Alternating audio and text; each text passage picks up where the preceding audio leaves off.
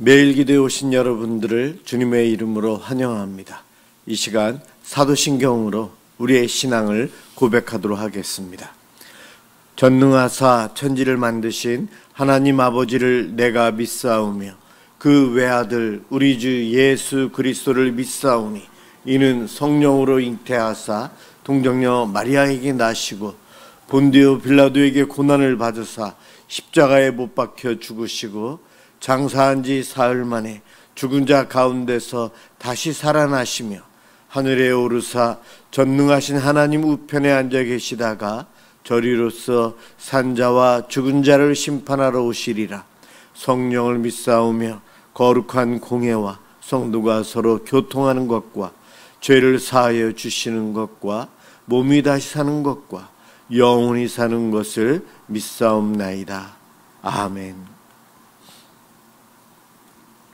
하나님께 찬양을 드리는 시간입니다. 오늘은 시편 64편 1절에서 10절까지 합독하도록 하겠습니다.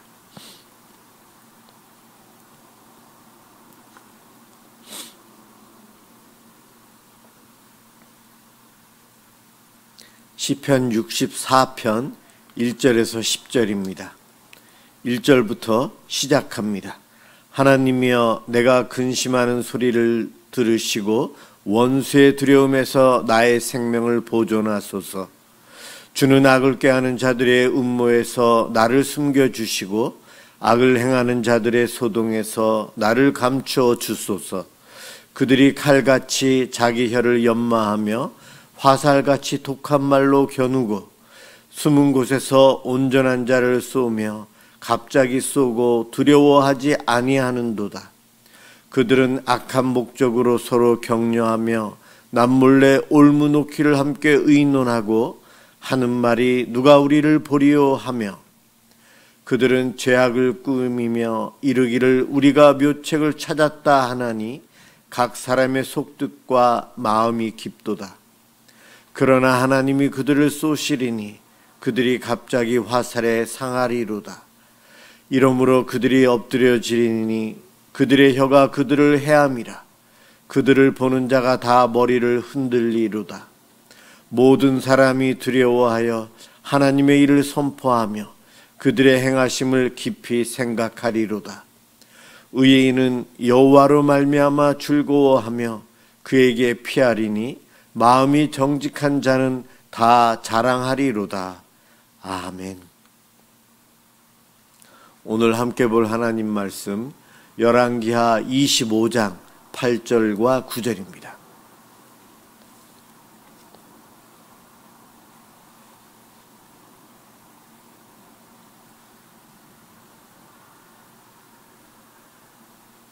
하나님 말씀 열왕기하 25장 8절과 9절입니다. 제가 봉독하도록 하겠습니다.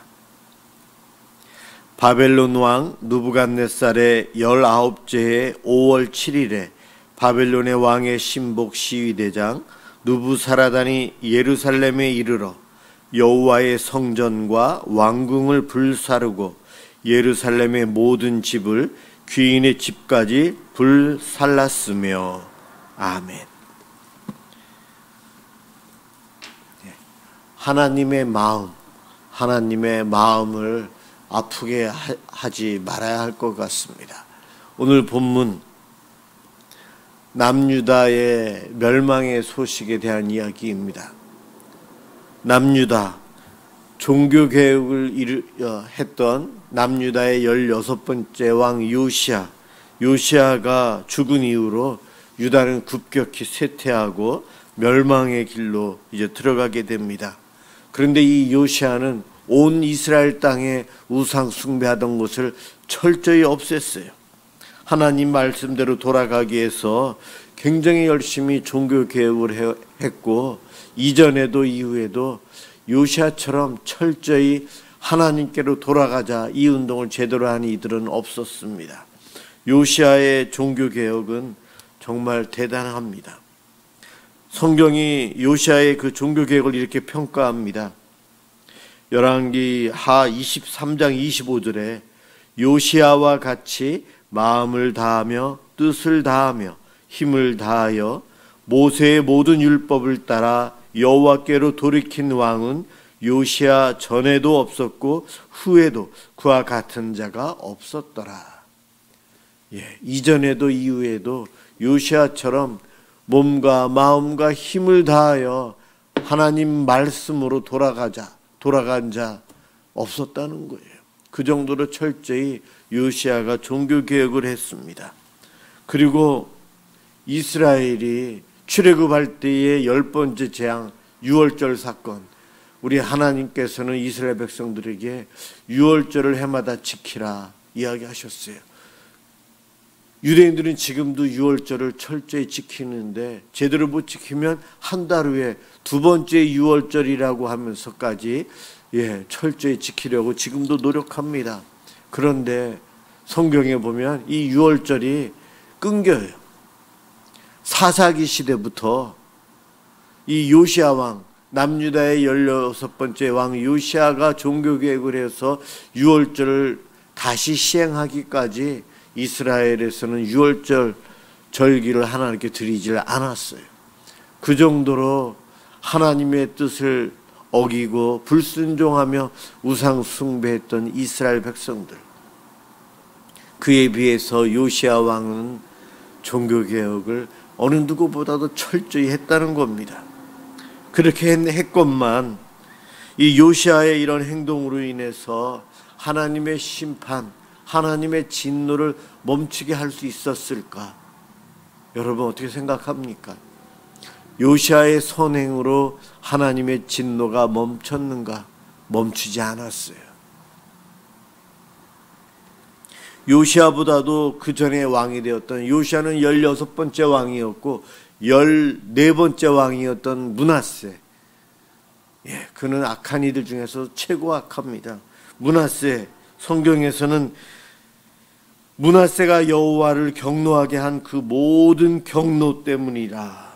하나님의 심판은 이 므낫세의 우상 숭배와 하나님을 대항해서 악을 행한 그 왕의 악함, 이것으로 인해서 하나님이 노하셨는데 하나님의 그 경노하심을 없앨 수가 없었다는 거예요.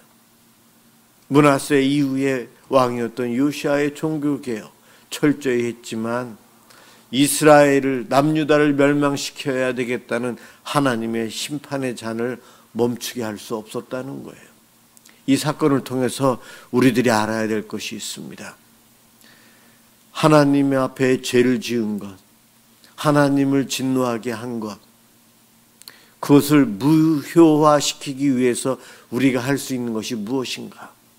내가 선한 일, 내가 하나님께 충성하는 것, 내가 하나님을 위해서 열심히 살아가는 것, 내가 이 정도를 했으면 하나님께서 봐주시겠지. 그것이 아니라는 거예요. 우리가 선을 행하고 말씀에 순종하며 충성하지만 나의 이러한 노력으로 내가 하나님 앞에 지은 죄에 대한 죄값을 치를 수 없다는 겁니다. 왜냐하면 죄값은 너무나도 값이 비싸요. 나의 선행으로 갚을 수가 없어요. 우리가 알고 있는 죄값이 무엇입니까? 생명이잖아요. 우리가 죄를 지은 것에 대한 죄값은 사망입니다. 내 목숨을 내놓아야만이 되는 거예요. 내가 아무리 10년, 20년 말씀에 순종하며 충성되이 하나님 앞에 살았어도 그것으로 내가 한 번 지은 죄에 대해서 내가 소위 말해서 작은 죄라고 하는 것, 그것마저도 죄값을 치를 수 없다는 것입니다. 세상은 훈장을 받거나 큰일을 한 사람들에게는 경한 죄를 지은 것에 대해서 사해 주기도 합니다. 그러나 하나님 앞에서 우리가 죄를 지은 죄값은 목숨으로만이 해결할 수 있지 우리의 선행으로, 우리의 신앙생활로 대신할 수 없다는 거예요. 그 값을 치를 수 없다는 겁니다. 죄값이 이렇게 무거워요. 그래서 죄를 지은 사람은 반드시 죽어야 합니다. 이것이 하나님의 뜻이에요. 요시야의 그 선행을 보셨지만 하나님의 진노하심을 돌이킬 수는 없었습니다. 그런데 우리가 주목해야 할 것이 있어요. 오늘 본문 읽었지만 바벨론의 시대장이 와서 예루살렘을 멸망시키면서 성전을 파괴합니다. 예루살렘 성도, 그곳에 잘 살고 있는 사람들의 집들도 다 무너뜨리고 그들을 죽이고 빼앗아 가면서 하나님의 성전도 무너뜨리고 성전에서 하나님께 제물을 드리는데 사용했던 기구들도 다 빼앗아 가고 심지어 숟가락 하나까지라도 다 가지고 가버렸어요. 이 이야기는 무엇인가? 솔로몬이 정성껏 헌물해서 성전을 지어서 드렸어요. 하나님께서는 그 성전에 자신의 이름을 두겠다고 약속하신 것입니다. 그런데 그 성전이 유다의 멸망과 함께 성전도 무너졌어요. 무너져 내린 성전, 이것은 바로 하나님의 마음도 이렇게 무너졌다는 것이에요. 하나님의 그 안타까워하는 마음이, 우리가 성전이 무너졌고 예루살렘 성전이 무너졌다, 내 삶의 터전이 다 없어지고 남은 것이 없는 그 슬픔을 당하는 것, 이스라엘 백성들만 힘든 것이 아니고 하나님 마음도 무너져 내렸다는 것입니다.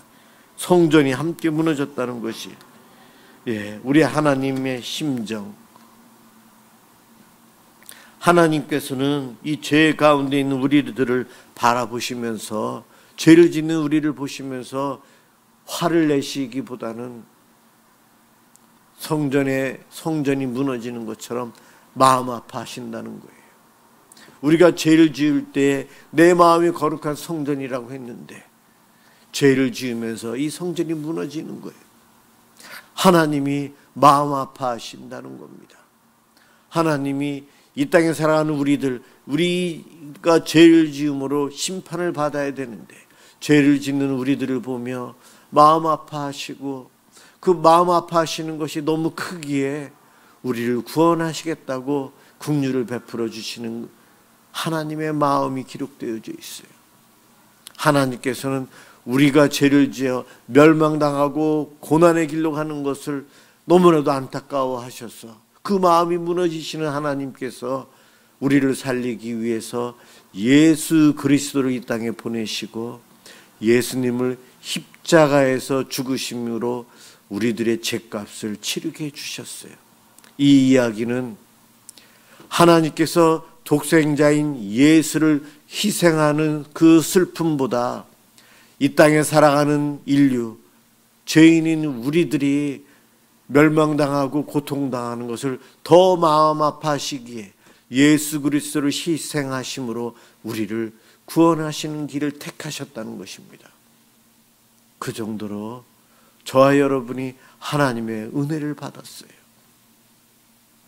가정의 달인데 부모의 심정이나 하나님의 심정이나 내 자식이 내 눈앞에서 괴로워하고 아파하고 힘들어하고 죽을 병에 걸렸거나 죽어가는 모습을 보면 내가 대신 죽어야 되는데, 내가 대신 죽어줄 수만 있으면 그 길을 선택하겠습니다.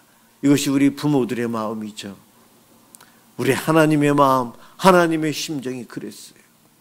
본인이 직접 이 땅에 인간의 모습을 입고 오신 예수로서 본인의 생명을 우리를 위해서 대신 바침으로 우리를 구원해 주시는 하나님의 사랑. 오늘 본문은 참 슬픈 본문이에요. 예루살렘이 멸망당하고 솔로몬이 화려하게 지어서 하나님께 드리고 하나님이 그곳에 같이 하시면서 은혜를 베풀어 주시는 성전이 파괴되는 소식, 비참하고 앞이 캄캄하고 멸망의 소리이지만 그 멸망의 소식 속에 하나님의 사랑의 음성이 숨어 있어요. 복음이 들어있다는 겁니다. 이 땅에 살아가는 우리들, 어려움 닥치고 힘들어할 때 하나님 너 죄 때문이야 그러면서 하나님 우리를 정죄하시거나 우리를 보며 화내시고 그러한 분이시기 이전에 우리 하나님은 죄짓고 벌받는 우리들, 우리를 보며 하나님의 마음이 무너져 내리면서 하나님께서 어떻게 하면 두한이 너를 구원할까?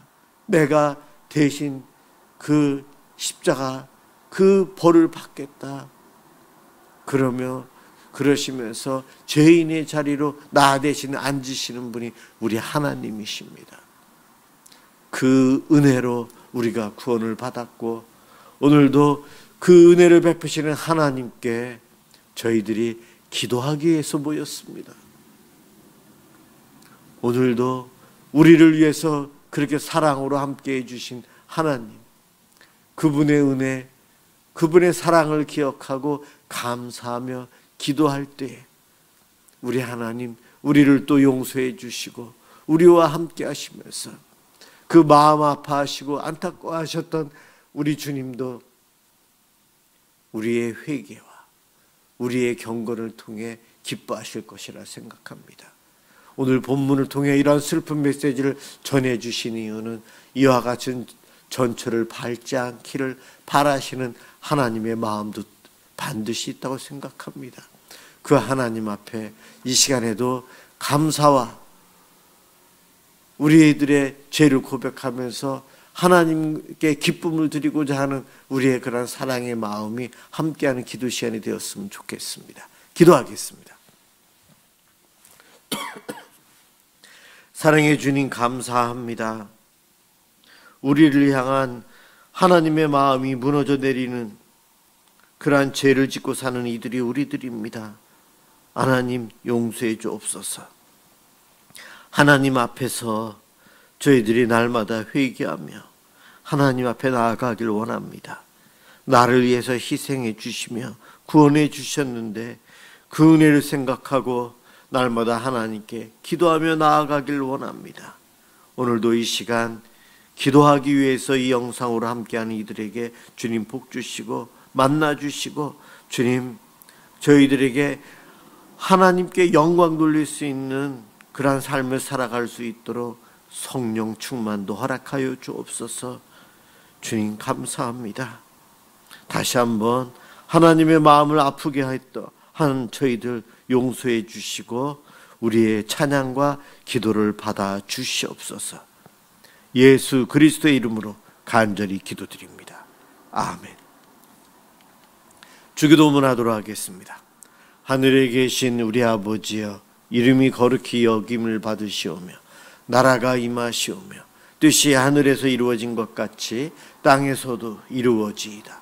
오늘 우리에게 일용할 양식을 주시옵고 우리가 우리에게 죄 지은 자를 사하여 준 것 같이 우리 죄를 사하여 주시옵고 우리를 시험에 들게 하지 마시옵고 다만 악에서 구하시옵소서.